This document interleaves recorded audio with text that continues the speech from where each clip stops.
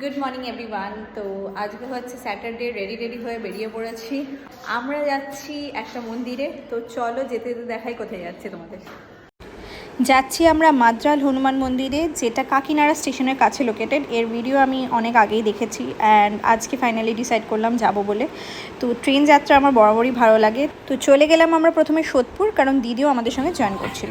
দিদি চলে এসছে, আমরা নেমে গেছি সোদপুর। এবার এখান থেকে আবার ট্রেনটা ধরবো। এরপর কাকিনাড়া স্টেশনে পৌঁছে আমরা নিয়ে নিলাম একটা টোটো, যেখান থেকে ডিস্টেন্স দেখাচ্ছিল 10 মিনিট, খুব একটা বেশি দূরে নয়। তো এখান থেকে টোটো ভাড়া 20 কি 25 টাকা নেবে।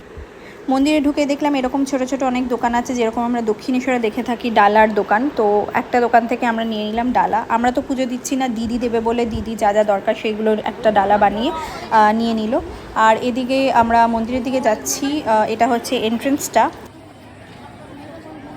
আমরা যখন পৌঁছাই তখন বাজে 11:30, আর এটা হচ্ছে মন্দিরের ভেতরটা। তখন মন্দিরটা কিছুক্ষণ বন্ধ রেখেছিল কারণ পরিষ্কার হচ্ছিল, আর বজরংবলীকেও সুন্দর চামেলির তেল দিয়ে যত্ন সহকারে পরিষ্কার করা হচ্ছিল। তো সেগুলো আমরা দেখছিলাম।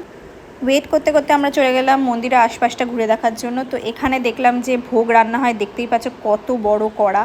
আর পিছনের দিকে একটা মন্দির আছে, তো উঠে দেখলাম যে কি আছে না আছে একটু দেখার জন্য। তো উঠে গিয়ে দেখলাম যে এখানে সুন্দর একদম রাধাকৃষ্ণর একটা মন্দির, বাট এটা আন্ডার কনস্ট্রাকশন, যেটা দেখে মনে হলো সেটা এখনও হচ্ছে।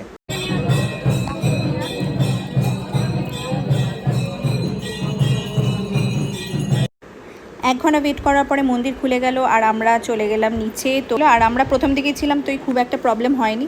দেখতেই পাচ্ছ প্রচণ্ড ভিড়, তার মধ্যে ছিল আজকে শনিবার, কিন্তু ভাইবটা তোমাদের জাস্ট বলে বোঝাতে পারবো না, খুবই ভালো লাগছিল। খুব সুন্দর ব্যবস্থা ছিল পুজো দেওয়ার। তারপরে আমাদের টার্ন এলো, আর দিদি এদিকে ডালাটা ঠাকুরমশাই হাতে দিয়ে দিয়েছেন, কিন্তু ঠাকুরমশাই এখানে জিজ্ঞেস করছিল যে আমাদের সঙ্গে মানে ওনার সঙ্গে কে কে এসছে। আর কারণ এখানে একটা ব্যাপার আছে, বজরংবলীকে মেয়েদেরকে ছোঁয়া নিষেধ, তো তাই জন্য সায়ন এখানে তুলসী মালাটা পরিয়ে দিল। তো এটা হয়তো ভগবানেরই ইচ্ছে ছিল।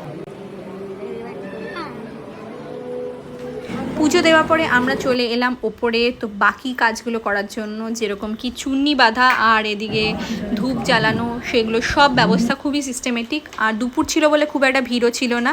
ভোগ প্রসাদও মিস করিনি, এখানে দেওয়া হচ্ছিল এক জায়গায়। এত সুন্দর মন্দিরটা জায়গায় লোকেটেড যে মানে পেছন দিকে একটা পার্ক আছে, এখানটা এরকম একটা ঝিল মতো আছে, এখানে বসার অনেক জায়গা আছে। আমরা এখন ভোগ প্রসাদটা খাবো যেটা দিয়েছে। সুন্দর পুজো দেওয়া হয়ে গেল, আর এখন বাজে 1:30। পরে দেখি কোথায় যাওয়া যাক। তো ব্লগটা এখানে শেষ করছি। তোমরা পারলে এখানে এসো, খুব ভালো লাগবে, খুব ভালো একটা মন্দির। আর তোমাদেরকে যতটা পারলাম দেখিয়ে দিলাম। আর কিছু জানতে হলে আমাকে কমেন্ট সেকশনে জানিও। টাটা।